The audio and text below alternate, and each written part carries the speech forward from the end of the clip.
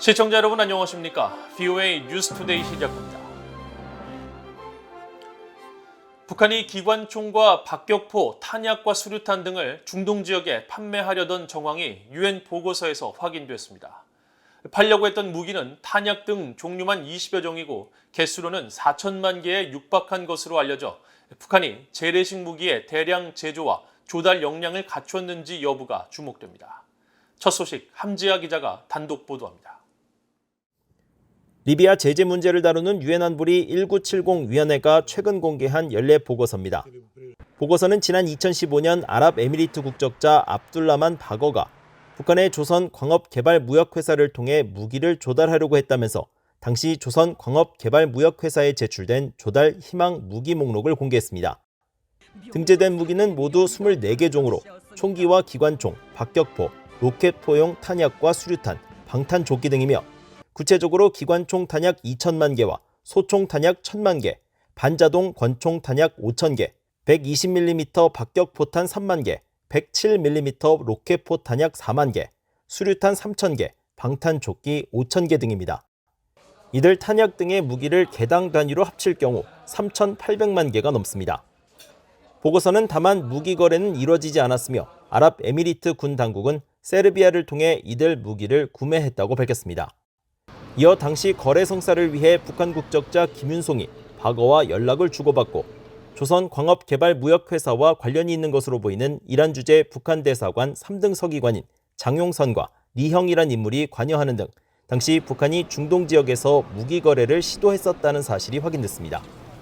거래는 무산됐지만 수천만 개에 달하는 탄약 등에 대한 거래 정황으로 볼 때 북한이 이들 탄약을 직접 제조하거나 최소한 다른 나라로부터 조달할 수 있다는 사실이 확인됐습니다.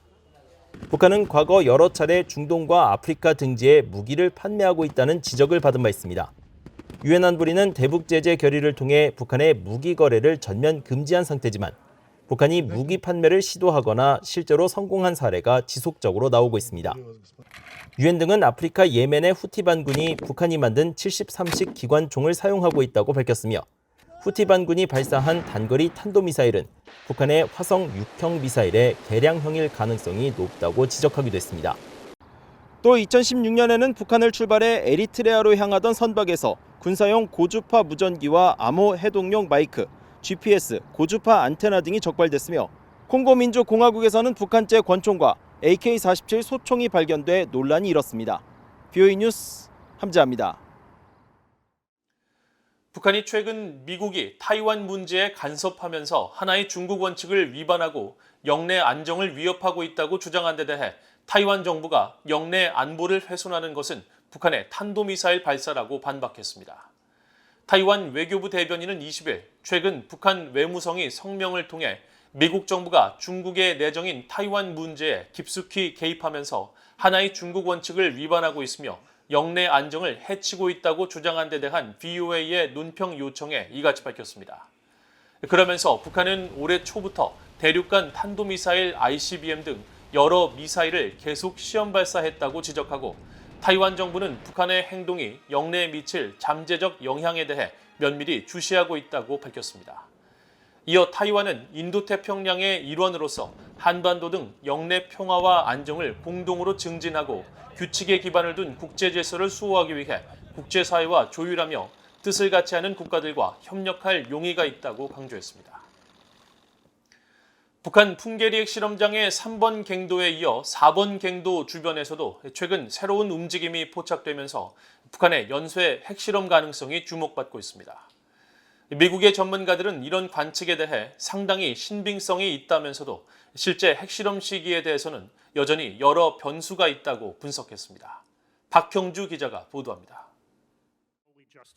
미국의 핵 전문가인 데이비드 올브라이트 과학국제안보연구소 소장은 20일 VOA에 국제원자력기구 IAEA 사무총장이 북한 풍계리 핵실험장의 최신 동향과 관련해 통상적인 경우보다 더 세부적인 사안을 공개한 점에 주목했습니다.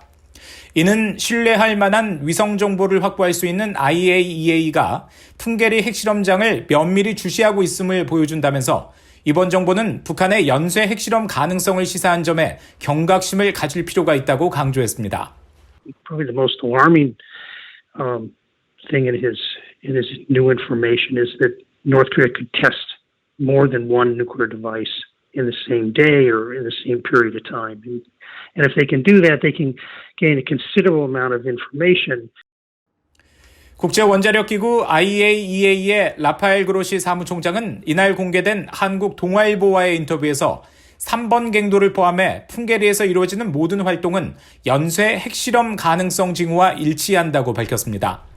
또 북한이 4번 갱도를 재개방하는데 2달 정도가 소요될 것으로 보인다는 IAEA의 분석도 소개했습니다. 미국 미들베리 국제학연구소 제임스 마틴 비확산 센터의 제프리 루이스 동아시아 국장은 북한이 풍계리 핵실험장을 2018년 폭파 이전 상황으로 되돌리고 있다고 지적했습니다. 하지만 북한이 장마철 등 여름에는 핵실험을 한 전례가 없는 만큼 실험이 9월까지 미뤄질 수 있다고 내다봤습니다. My guess right now is Tunnel 3 in September is probably, because it tends to rain a lot, so just the roads wash out. So we've never seen them test in the summer before. They typically test in the spring and fall, sometimes the winter.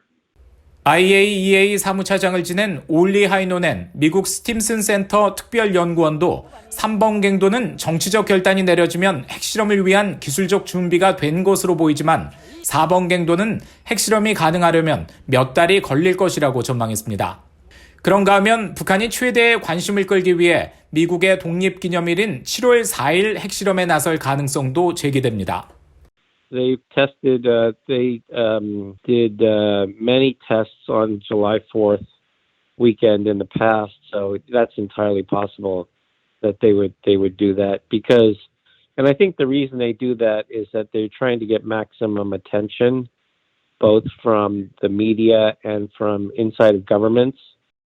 빅터차 CSIS 한국 석자는 그러면서 북한이 외부에서는 관측이 어려운 내부 설계 등 기술적 이유로 핵실험을 미루고 있거나 중국이 핵실험으로 긴장을 고조하지 말 것을 독려하고 있을 수 있다고 분석했습니다.